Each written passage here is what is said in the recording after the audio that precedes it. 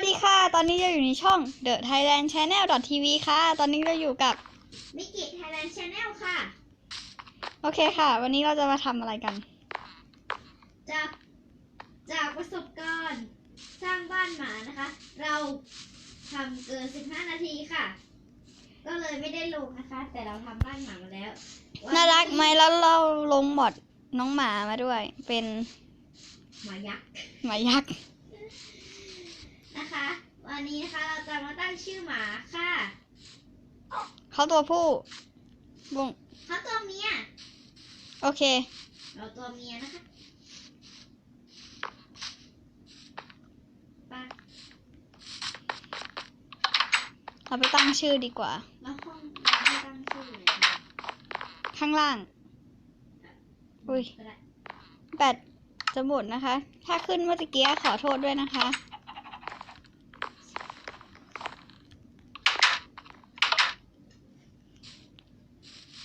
โอเค บุ้งไว้ไหนน่ะ นี่ ห้องครัว มืดมากอ่ะ เขาไม่เห็นอะไรเลยเนี่ย เนมแท็กอยู่ไหน เนมแท็กอยู่ไหน เล่นแท็กโรบอทเขาชื่อว่าอะไรดีล่ะแป๊บนึงนะคะ ขอคิดชื่อก่อนจะรอคลิปไว้เลย โอเคค่ะ เราได้ชื่อมาแล้วนะคะ คุณชื่ออะไร หมาคุณ ป๊อปคัน ของเขาชื่อทอม คิดได้แค่นี้แหละ เขียนง่ายดี เพราะว่าหมาของเดอะไทยแลนด์หรือว่าบัวนะคะ เป็นผู้ชายค่ะ เป็นตัวผู้ ส่วนเราเป็น นี่ได้แล้ว เราใส่ไปแล้วนะคะ ป๊อปคุณ โอเค ต้องมาคอยให้อาหารแต่เดี๋ยวมันก็จะป่ามปลาลำปั๊มกัน โอเค เดี๋ยวให้รีวิวนี้ก่อน แล้ววันนี้เราจะมาสร้างอะไรเนี่ย ไม่รู้สิ คือแบบ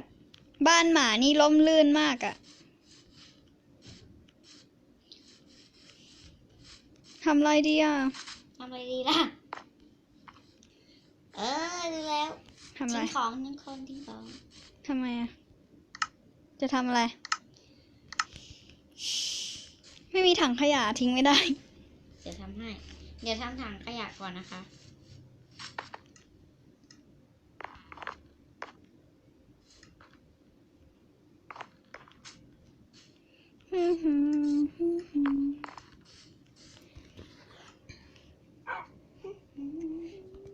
ห้ามใกล้บ้านนะ บ้านไฟไหม้ขึ้นมาทำไง ต้องวิ่งมาทิ้งหลังบ้าน เดี๋ยว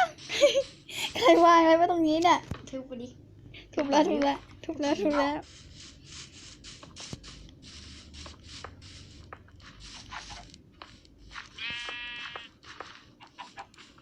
หนึ่งสอง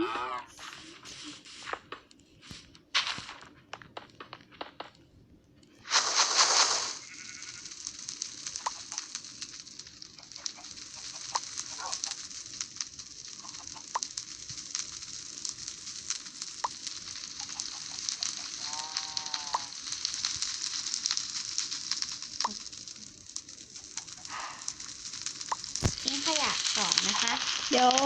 ทิ้งให้เราเสร็จเดี๋ยวเรามาถ่ายต่อนะคะ โอเคค่ะ โอเคต่อไปเราจะทำอะไรดี อะไรดีล่ะ ทำฟาร์ม ฟาร์มเลยเหรอ ไม่ เอาอะไรดีอ่ะ ห้องปรุงยา ห้องการ เออ ต่าง ห้องปรุงยา วันนี้เราจะมาทำห้องปรุงยากันดีกว่าเนาะ ๆแล้วจะทำอะไรตรงไหนดี ตรงไหนดีอ่ะ ตรงนี้ไหม นี่ มันติดตรงนั้น เอาเป็นขั้นบันไดเลย ไม่ได้ ตรงนี้ดีไหมบุ้งบุ้งตรงนี้ดีไหมมาดูดิ ใช่มันไม่ติดโอเค ไม่ติดหรอก อย่าไม่เห็นติดเลย ตรงนี้แหละบุ้งเอาจะเอาพื้นที่สองข้างเลยดีไหมล่ะ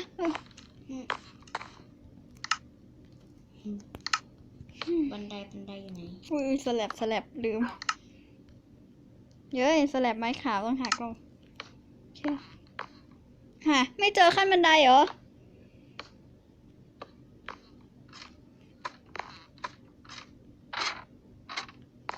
โอเค ได้ยินเสียงเหมือนมีคนพังประตู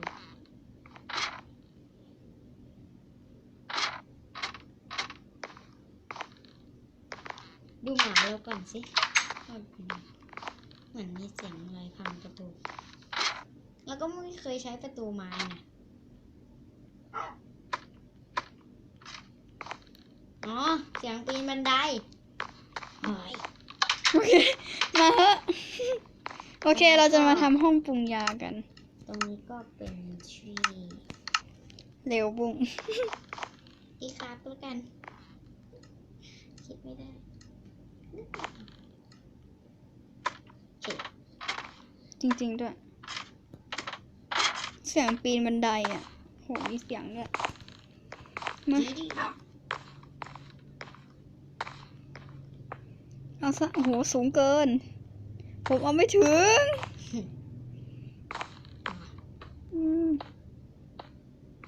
ประมาณนี้เขาใส่เครื่องปรุงยาเลยนะนี่เจอละ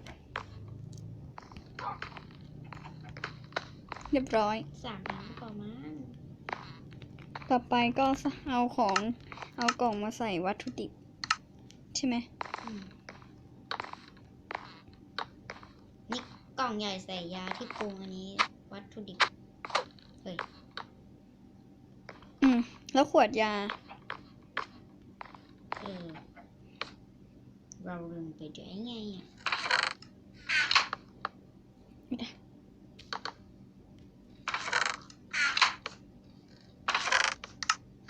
ต้องแก้ปัญหาด้วยวิธีนี้เลย ยังไงอ่ะ ก็ปล่อย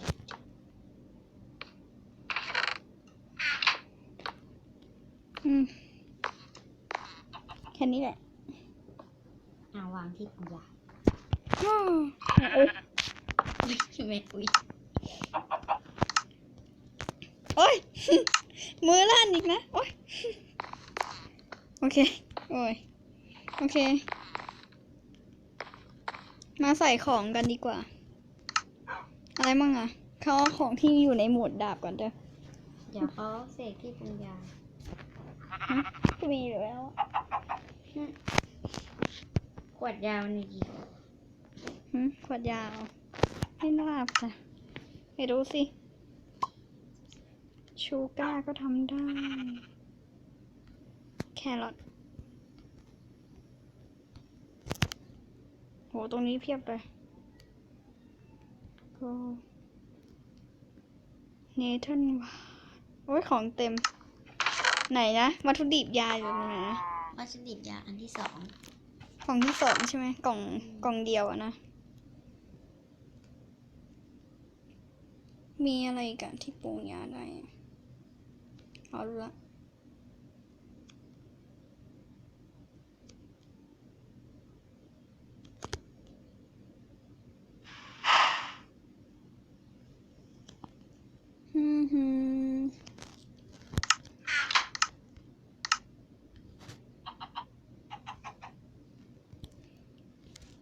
น้ำตาแก๊สทำได้ด้วยน้ำตาแก๊สอะหมดแล้วเหรอ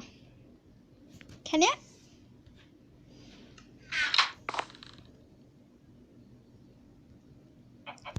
อย่าแป๊บนะ ไม่เจ๋งเลย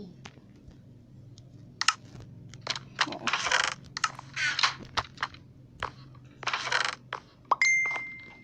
อุ้ย มีเสียงอะไรก็ขอรบกวนด้วย ขออภัยด้วยนะคะ ขอรบกวน ที่เสียงอะไรก็ ขออภัยด้วยนะคะ ที่เสียงรบกวนเนาะ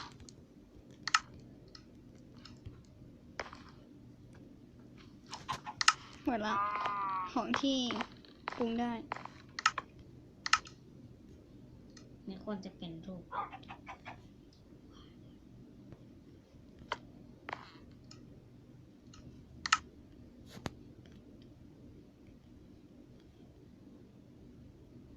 โอเค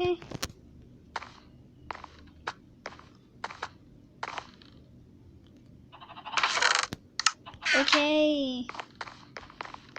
เสร็จสักที โอเค แค่นี้พอมั้ยพอแล้วเนาะ แค่นี้ ค่ะ ไปลงข้างล่างดีกว่า กี่นาทีแล้ว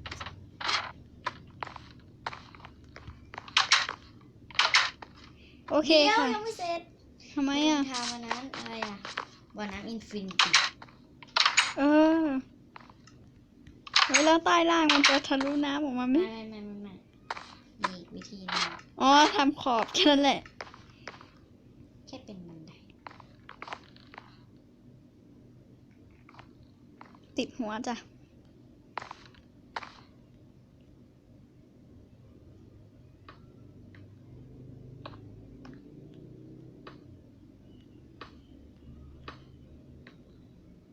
ต่ออีก ไป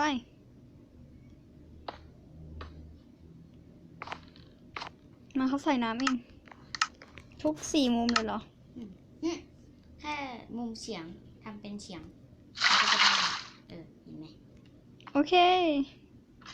แล้วต้องทำไมอ่ะบ่อน้ำอินฟินิตี้อ่ะหึ ทำไว้ตกแต่ง เอ๊ะรู้ละทำไว้ทำไมอ่ะ ไว้ตักเอาขวดยาไปตักน้ แต่ว่าตักไม่ได้ ำตักได้ถ้าสไวโวอ่ะ ใช่ โอเค โอเคค่ะ ก็สำหรับวันนี้ก็ต้องขอตัวลาไปก่อนนะคะ ถ้าใครชอบก็อย่าลืมกดไลค์ กดแชร์ กด Subscribe กันด้วยนะคะ สำหรับวันนี้ก็ขอตัวลาไปก่อนค่ะ บ๊ายบาย บ๊ายบาย